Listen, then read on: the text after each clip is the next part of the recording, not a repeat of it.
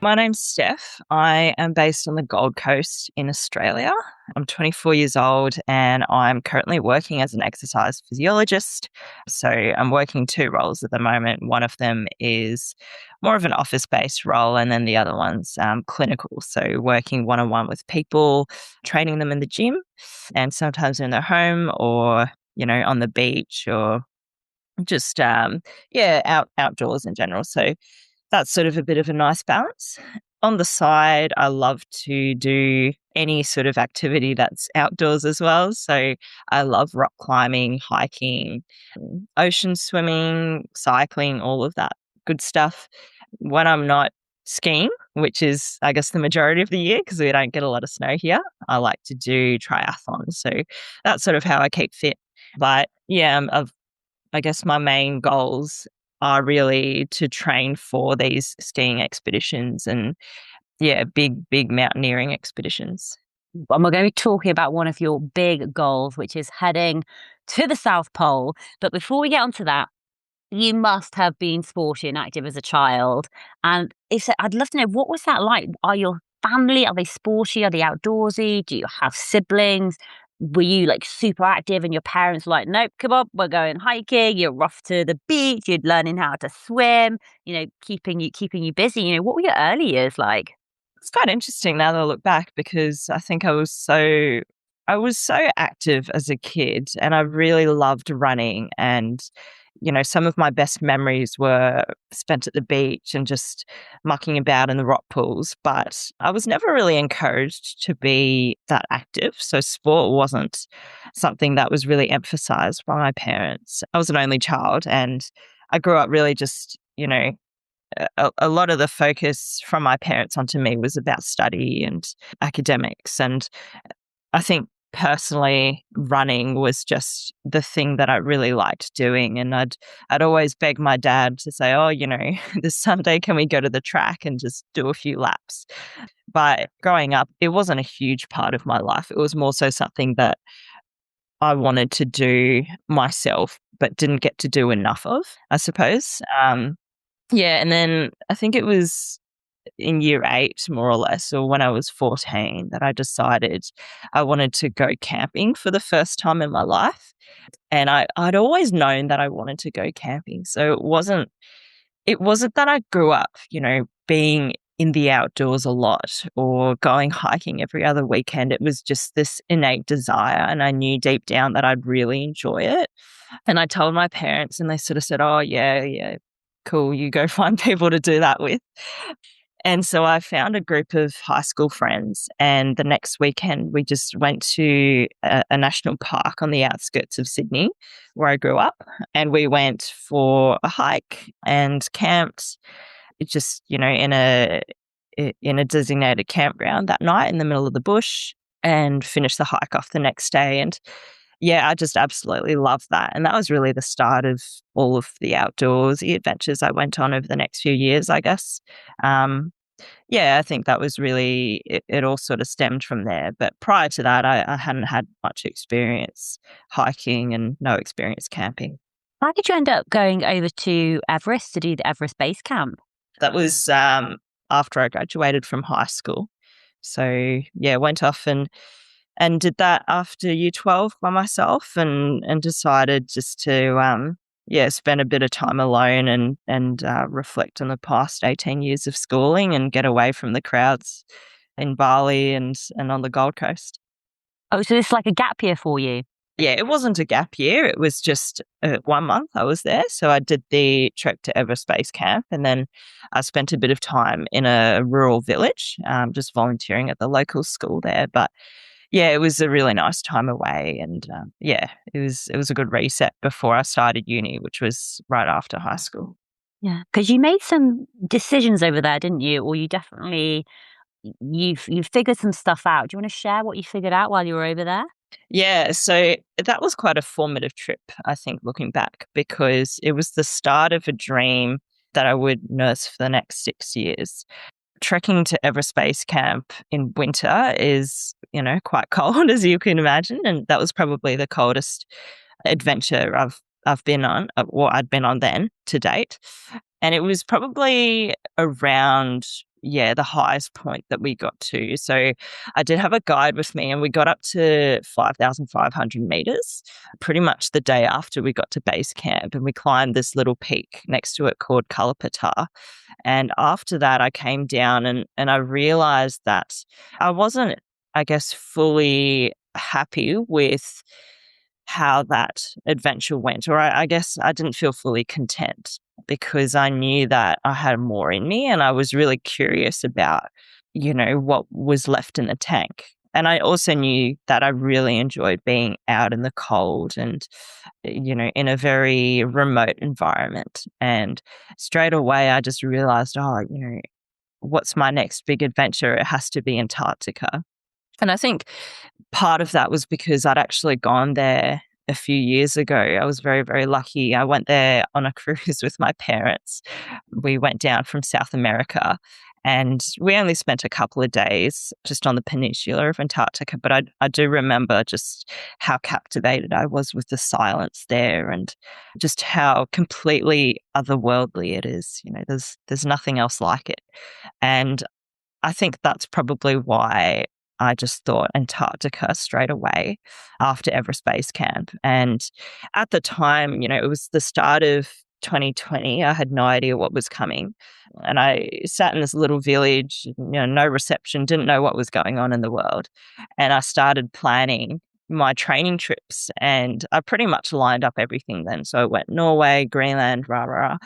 And came back home, and then realized that that probably wouldn't happen for a few years.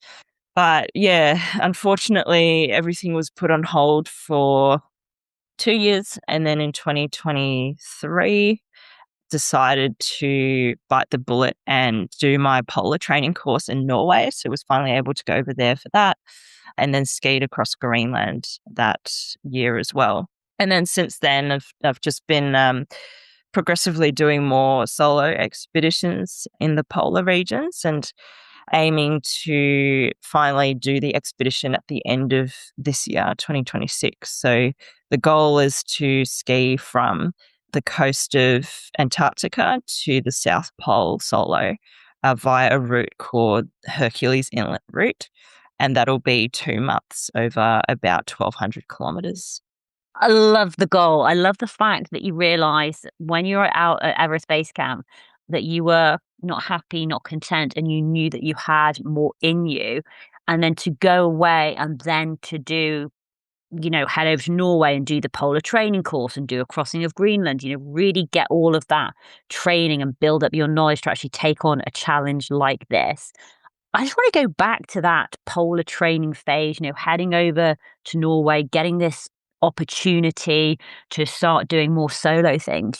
What did you learn sort of out there about being in the cold and learning these skills? How did that all knowledge come together for you?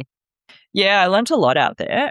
So it was run by a Norwegian company that I still, work with every now and then. And our leader was a very accomplished, or a very experienced polar guide, I suppose. So, as you probably know, the Norwegians are all very, very good in the wild, and good at coping in the cold and skiing. So I learned a lot of little tips and tricks through him. So it could have been everything from, how to be more efficient on your skis, how to pull your sled when you're going up and down, so it's not too much load on your lower back, how to set up a tent in the wind. That was more so learnt in Greenland, actually, because we had pretty good weather in Norway, so didn't have to do too much of that. But just cold management in general. So really little things, even like making sure your stove pump sits inside your jacket all day, every day, because otherwise the plastic can crack, and then you can't use your stove, and then you can't melt water. You can't melt snow for water, which is obviously a big issue. So there were just a lot of little survival things that I learned on that trip, and it was a really good introduction to a polar expedition. But it was only, I think, 4 or 5 days. So the real test was Greenland, and that's probably where I learnt the most. Tell us more about that expedition, because that wasn't solo. You were part of a team there, weren't you? Yeah, tell us more about the Greenland crossing. I mean, what an incredible achievement. Yeah. So Greenland was 2023 as well. I think it was actually in May. So it was only a couple of months after Norway. Yeah, it was 30 days. I was part of a team of 7 or 8, and we started on the West Coast, skied for a month to get to the East Coast. And I think each of our sleds were probably about 50 or 60 kilos. It was probably, our guide had done Antarctica just the season earlier. So she became the fastest woman at the time to ski solo to the pole, Carolyn Cote.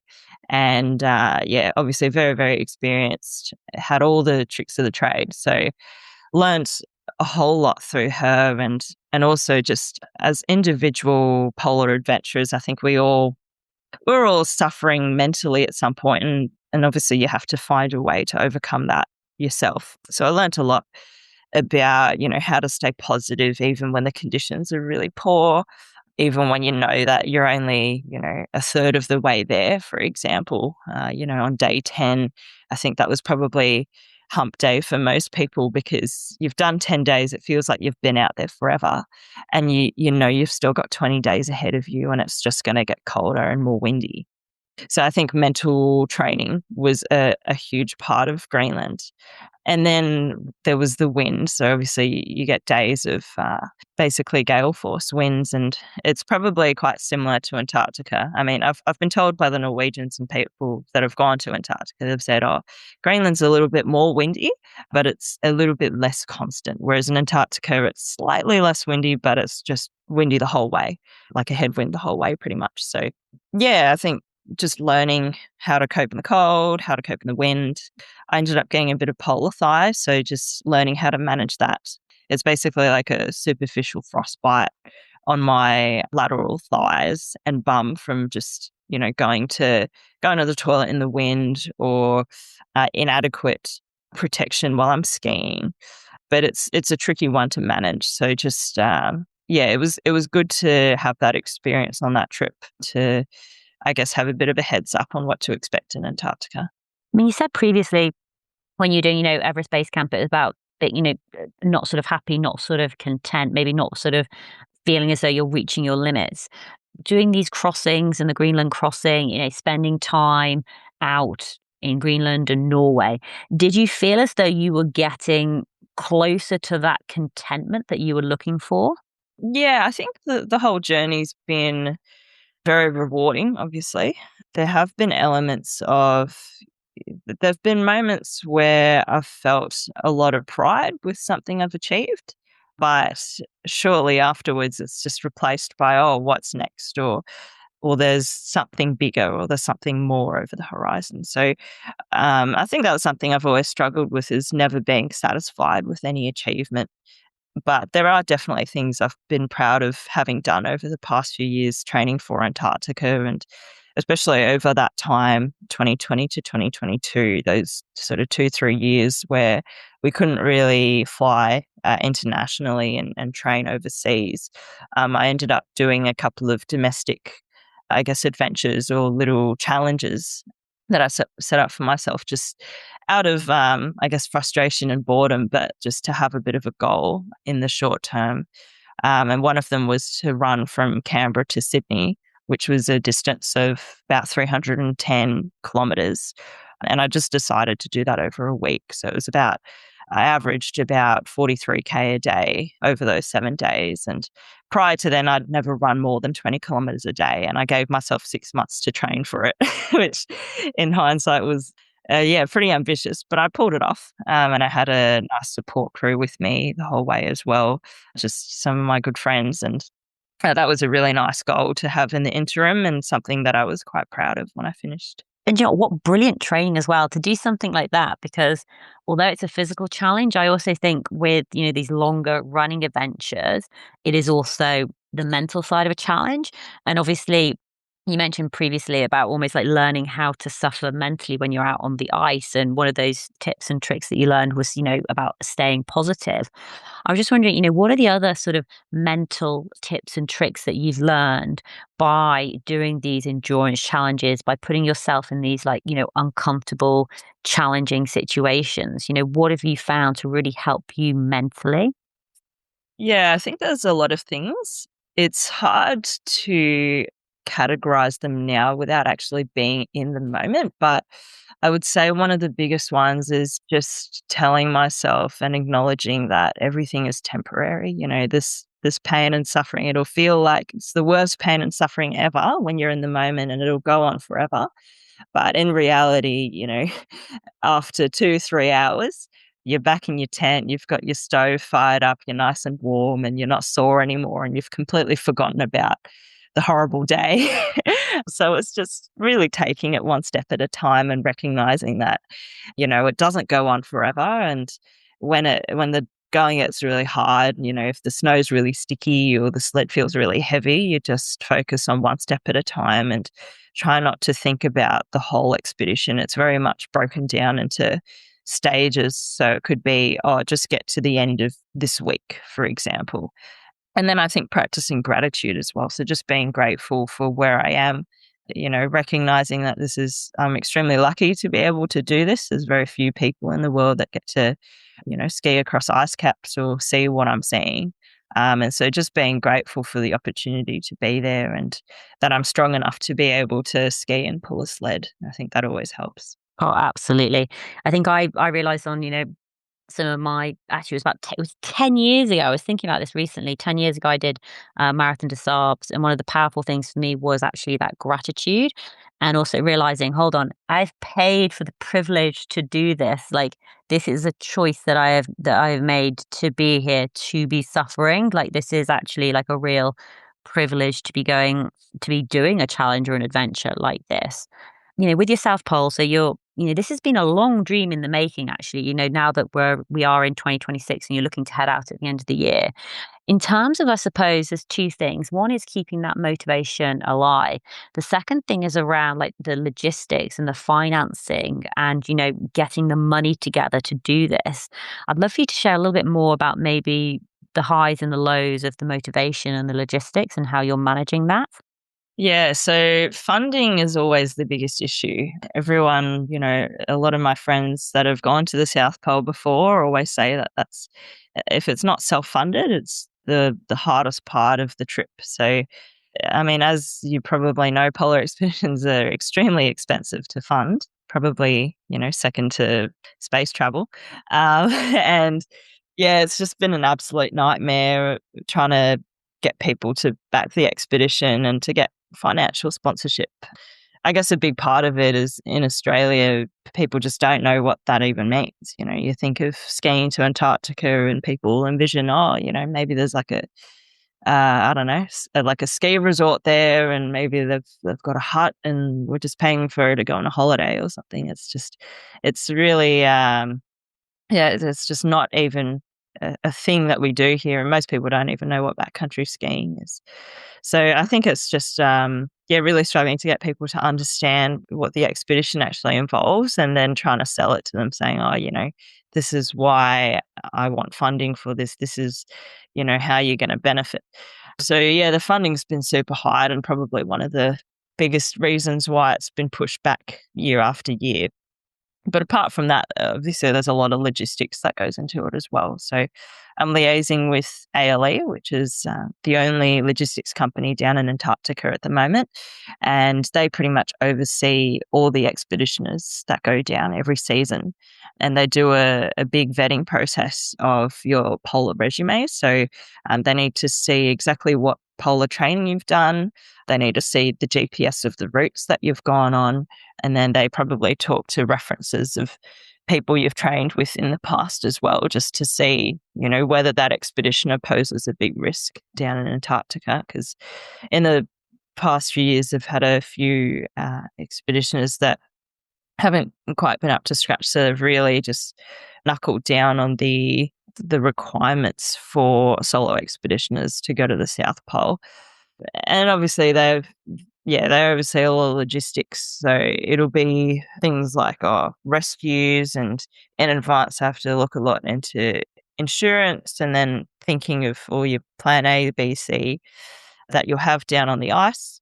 And then, yeah, the nightmare of, shipping all my gear from Australia to Chile and then down there is going to be a big thing as well. So looking at freighting costs or excess luggage costs.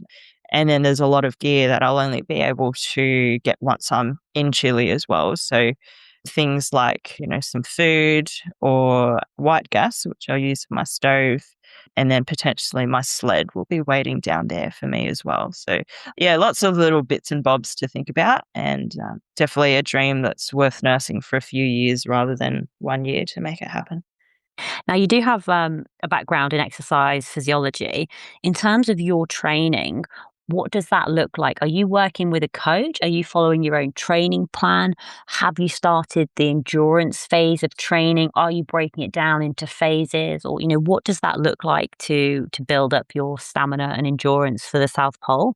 I pretty much do all my training myself. I've never really had a coach or anything that oversees a program for me. Polar training is interesting because it's, pretty much just all pulling tires on the beach. And being on the Gold Coast now, it's too hot a few months of the year to be able to do that. So it's very much like a winter thing. I'll go onto the beach and just pull a tire before going to work. Yeah, pull this tire for about, 2 hours. But apart from that, I guess in the interim, I do a lot of strength training. And as I mentioned earlier, triathlons. So that's sort of what keeps me fit is the cycling, swimming, and running, just to keep the aerobic system going. And then the strength training in the gym is super important. So I've had some back niggles in the past, and I just tailor my training around that, I suppose. So doing some heavy endurance based lifts just to strengthen the back and yeah, a lot of other muscles as well to try and prevent injury. But pretty much just design all of that training myself. And I don't really work to phases or aim to peak or anything like that. It's more so just cumulative load that I've increased over the past few years. And I've trained in the gym and gone running since probably about 12 or 13. So it's pretty much all the training since then that really builds up and will get me to where I want to be. Do you do anything specific around recovery? I've been trying to pay more attention to nutrition the past few months. So I'm vegetarian most of the time, but I will have a little bit of white meat. So I have chicken, I have fish every now and then just to boost the protein. But I am more aware of what I have post exercise sessions nowadays. So I'll look at putting more protein in my diet and minimizing all the processed foods, minimizing sugar, etc. And then I'll make sure that I sleep. I have adequate sleep as well. So my sleep's always been pretty good. I sleep from about 8 to 4 or 4:30 most days. So I'm getting my 8 or 8.5 hours, and that I've always found that really helpful. And then I'll often have a cold shower as well, which I find on the Gold Coast, it's a bit of a struggle in summer because the pipes run outside the house. So it's usually quite a warm shower anyway. But yeah, I find the combination of nutrition, sleep, and a nice cold shower are really good. Do you have any sort of concerns or fears about your solo South Pole trip that you're trying to manage? Yeah, there's a few things. I think the biggest one is the stove just not working. So there's a lot of scenarios that I run through my head, and I try to put them all on an Excel spreadsheet and see how I can mitigate those risks and figure out what I can put in my repair kit to fix that in the instance that it does go wrong. But probably the biggest one is yeah, the stove just not coming to life for whatever reason. And that wouldn't be very good because it would mean I can't melt snow for water, and I can only last so long without water. So that's probably one of my biggest fears. And the second one is the tent, something going wrong with the tent. So either tearing or blowing away or burning down. I'll feel very, very vulnerable if that's the case. And then, yeah, just I guess overall fear of not being able to get to the South Pole. But to be honest, that's not really something I've thought of too much. How are you managing, I suppose, other people's fears? Are your parents supportive? Are your friends supportive? Or even strangers? Sometimes it can be those offhand comments, oh, you're so brave, you're so this, you're so that, or, other people planting their fears in your head. How do you manage maybe the unsolicited opinions and advice that sort of come your way? That's a good question. I think, yeah, I do get a lot of people concerned about the trip, but mostly supportive. So it's more a concern out of care and love. So my parents don't really, I guess, they don't really know what I'm doing, or they don't really understand. And if they did, they probably prefer not to know the details. So yeah, that's not really a huge problem. They've never really expressed concern. More so just yeah, they just say, "Oh, yeah, yeah, cool, whatever." But I think my poor partner is very concerned a lot of the time, and I think it's really good to run through all the possible scenarios that can go wrong with him prior, and just to sort of brainstorm together what those plan Bs or Cs are like, and that might help to allay his fears a little bit. But at the end of the day, yeah, it's obviously going to be a tricky time for some people at home while I'm down there. And I think from a personal point of view, the most important thing I can do while I'm down there is just communicate as much as possible. So I'll have my sat phone with me, so mostly just for emergencies, but I'll try and make a call home every few days. And then I'll have my Garmin InReach as well with me. So that'll be just to send a check-in text at the end of every day. And then my fingers aren't frozen, I'll send a few texts home as well, just to report on the day and report on how everything's going. And Steph, how can people support you? How can they follow along with your training and your adventure? Where are you most active on social media? Yeah, so at the moment, Instagram is sort of what I use the most. And when I say the most, I mean not a lot, because I'm usually outdoors and not really on my phone. But yeah, my Instagram is Stephanie Ho Adventures. And then I've also got a little blog as well. So that's called Solo South, which is the name of my expedition, solosouth.com.au. And that's sort of where I'll post some photos every now and then of training trips and whatnot. But yeah, apart from that, I'm mostly outdoors. So yeah, if you catch me out on the beaches or in the bush, say hi. Steph, I'd love for you to share your final words of advice, final words of wisdom for other women out there who, who want to find contentment. They want to find their happiness. They know they're not being challenged enough at the moment. So they really do want to step outside their comfort zone. Maybe not to do a solo expedition to the South Pole, but to find their own personal challenge. Apart from just do it, what advice would you like to share? I think don't be afraid of what other people might think of you. I think that is something that holds a lot of people back. And it doesn't necessarily have to be a big goal. It can be anything. It can be, as simple as, oh, I'm just going to go for a run this afternoon. I think just listening to your body and listening to what you want to do and what makes you feel fulfilled. And I've always thought, oh, if it's an idea that gets you excited and you sleep on it for 24 hours and the next day you're still excited about it, then it's a sign that you should probably do something about it. So it doesn't need to be a crazy or unconventional goal of any sort. It's something that sort of sets your soul on fire and, makes you a bit excited about life. That I would say just go for it and don't worry about what other people think, because that's what holds people back too much at the time. Totally agree. Do not be afraid of what other people might think of you. Great words of advice. Steph, best of luck with your solo South expedition. 60 days, 1,200 kilometers. Absolutely amazing. So inspired by your journey, and just best of luck with all the training. Thank you, Sarah. Thanks so much for having me.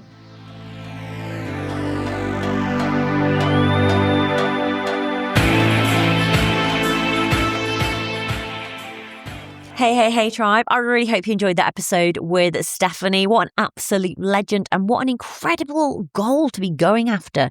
Now, if you are interested in polar exploration, then please do visit toughgirlchallenges.com. If you visit the resources section, I have a whole page dedicated to polar explorers. So you can really hear from the amazing women that have gone there already. From Captain Preet Shandy, MBE. She's actually been on the Tough Girl podcast 3 times, which is wonderful to listen to, because because you can go back to her first episode when she was still in training for her first solo unsupported expedition to the South Pole.